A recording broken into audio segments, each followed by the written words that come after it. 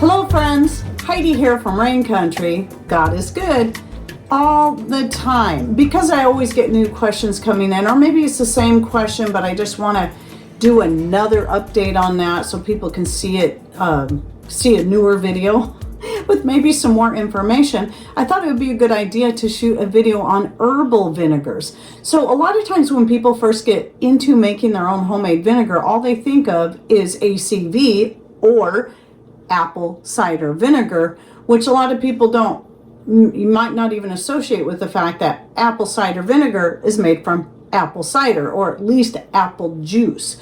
So the vinegars I make, I never use juice to make my vinegars. You can do that. I personally do not, because I'm either going to be using some excess herbs or scraps from various fruits. So it can be mango, pineapple, orange peels, lemon peels, apple peels and cores, pear peels and cores. I've even made some from dragon fruit, but you can also make them from herbs. Let's say you got a lot of rosemary, like I do right now, even though we're into the fall. I've got a lot of rosemary that just wants to keep growing, which is just shocking to me in our cool, wet climate, that I finally found a place that it grows so great. But like in the spring, I get a lot of dandelions, so I'll make a dandelion vinegar. One of my very favorites actually is dandelion vinegar. I tend to make a lot of my herbal vinegars for the sake of using as my hair wash, or if I am actually using like the Dr. Jacobs soap, which I like so much when it comes to washing my hair, very, very diluted by the way, then I'll still follow it up with my homemade vinegar rinse. And in that case, I'm usually using herbs like rosemary, because it's super good for your hair, or different flowers, like I may add nasturtiums to it. The dandelion is a great one, but I'll tell you, dandelions are good all the way across the board one. Rose petals, fuchsias, honeysuckle, pansies, and more. All of the stuff that's good for skin and hair. And there is just a slight difference between doing the fruit, even though they're fruit scraps, than the herbal ones. So I never use exact measurements. It's just knowing roughly that if you're using a fruit juice, you may not have to add any sugar at all to it, because it might have enough sugar in it. The sugar content is important to get a good acidic vinegar. Too little sugar, your vinegar is not going to be very acidic. It's going to be very weak. Too much sugar, and it may never actually do anything, because too much sugar basically preserves it. So now it's not going to ferment. Even though there's no need for exact measurements, you just got to know how much is too much. So for me, though I've seen people use a whole cup of sugar when making a vinegar that out of things that don't have much sugar in them for a half gallon, to me that's a little much, but if it turns out that's great. For me, in a half gallon, I never go more than maybe 2/3 of a cup. And I only use that much when I'm doing herbal vinegars, things that don't have any sugar content in them, or very, very little. When I'm doing fruit scrap vinegars, I may go up to a half cup, depending on how much sugar I am guessing is in the scraps, such as the dragon fruit vinegar. I'm scraping out most of the fruit. There's not very much sugar left when I put those peels in there, or even the mangoes. There might not be a whole lot of sugar left in those mango peels and pits. So I may up the amount of that than I would with one that's like apple peels and cores, because the cores are going to have a lot of more fruit in it. If I was just doing apple peels, I would use a little more sugar than when I'm doing a mix of the cores and peels. So it's just kind of guesswork. But that's a great thing, is it doesn't have to be precise, as long as you have a good idea that, okay, this is an herbal vinegar, I'm going to need to use more sugar in it than I would if I'm doing a fruit vinegar. So today I'm making rosemary, and this is going to be, well, the great thing about rosemary is it can be used for a hair vinegar. It can be used as a vinegar to make salad dressings, or it can be used as a cleaning vinegar, because of its wonderful aroma and its ability, well, to clean. And so I just cut a bunch. I just kind of guessed how much to get, and I'm just shoving them in the jar. And I know because of the way this rosemary is, there's going to be a lot of air space in there. So I don't mind shoving a whole bunch in there, especially because once it starts fermenting, that's when you notice that, there's not near as much in there as I thought. So I'm going to stop right there on that. And at this point, I'm going to go ahead and add my sugar. And like I said, I'm putting about 2/3 cup. Well, this cap on this is about 1/3 of a cup. So I'm going to fill up that almost twice. Fill it almost to the top 2 times so I can get about 2/3 cup of sugar into my jar. So now you can see what that looks like. So I always put the material in the jar first before I add. You can add the sugar first, but I prefer to add the sugar after I've got everything in there, so it's not all just sitting on the bottom, and definitely before I add the water.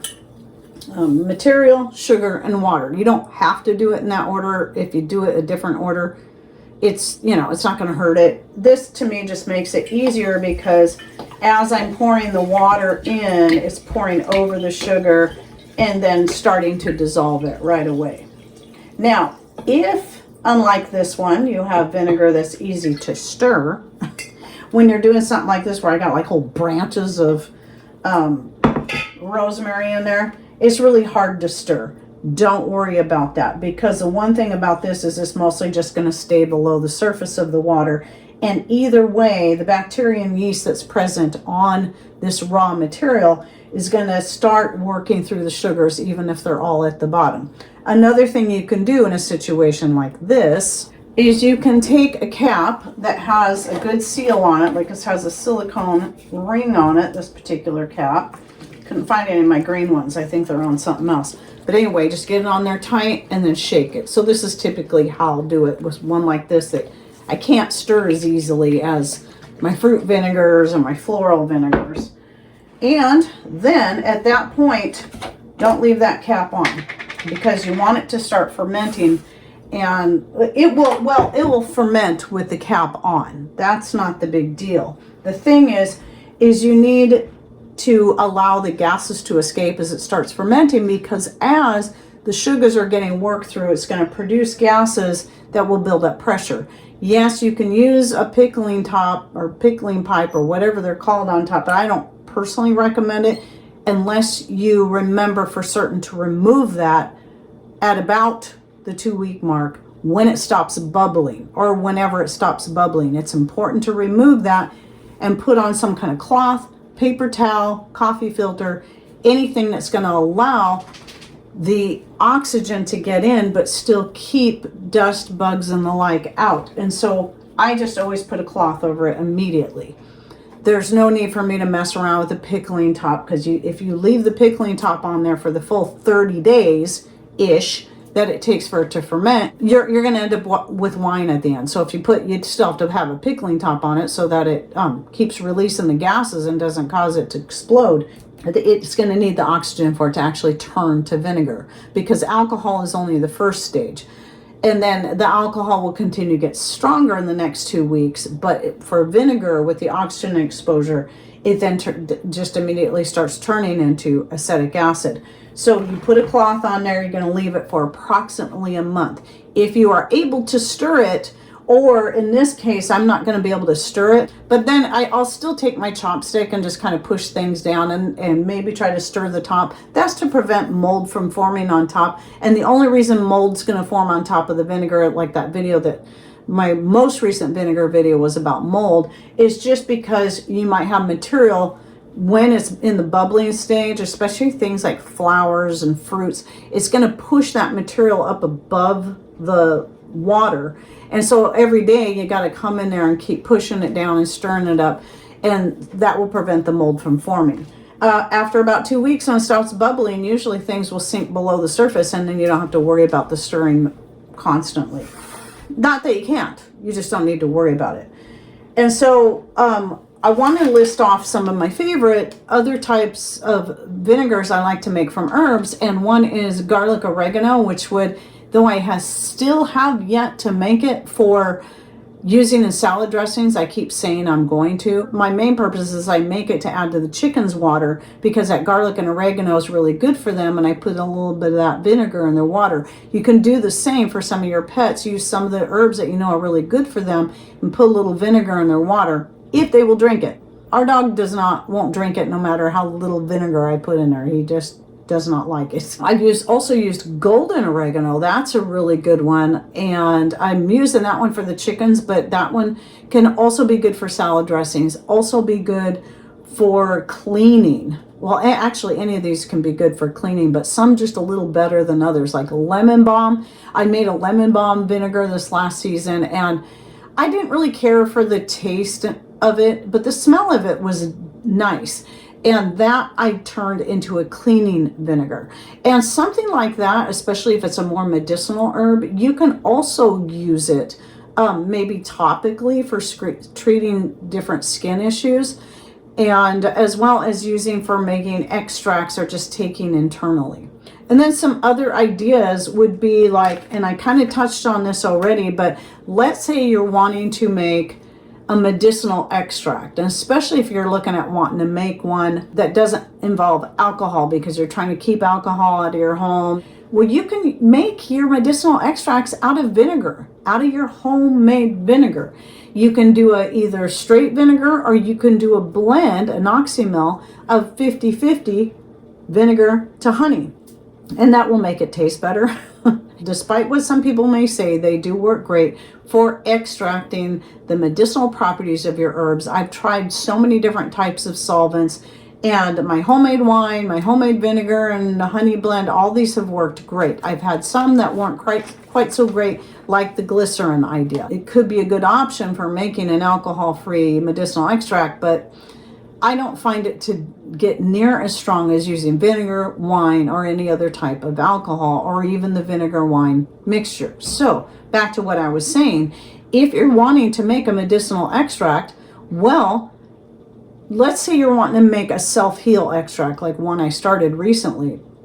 You can make your vinegar initially, let's say you got a lot of self-heal coming in, and you put the self-heal in there like I did with this rosemary. You make your vinegar, then you take that vinegar and use that as your solvent, putting more of that same thing, the self-heal, into a jar, and then using that vinegar to extract it. So it's going to be almost like a double extraction when you do it that way. And then somebody else said, or you can even use that vinegar and then use a different herb to extract, just whatever you want to do. When it comes to making herbal vinegars, I use fresh as often as I can, but you can use dried herbs. So most of you are probably at the time of the year where, well, I don't have any fresh herbs coming in right now, but I have a whole bunch of dried. Can I make vinegar from dried herbs? Yes, you can. And I even did a video on that a few years ago showing me making a rosemary nasturtium extract or vinegar using my dried herbs. So yeah, it's really easy. It's really easy to do. You're just not going to fill the jar up as full with your dried material as you would with your fresh material. Same thing goes with extract and tincture making. You can use fresh or dried. Usually when I'm making my extracts, tinctures, I'm using dried, but I've made some really great rosemary extracts as an antiviral, antibacterial, just overall. It's also great for your lungs. Using fresh. I prefer to use fresh when it comes to the rosemary because it's even stronger as far as that aroma and that flavor that I think really helps to clear the lungs and more. And aside from making, using it for making like an Italian salad dressing, you could use those vinegars when you're making your homemade mayonnaise. That's just going to add a little more flavor to your mayonnaise when you're using those made from your culinary herbs such as rosemary, thyme, oregano, and the like. And also any of these can be used for, like sometimes when I do sautés, I'll use my homemade wine and butter, but you can actually use some of these vinegars in your sauté in replace of wine.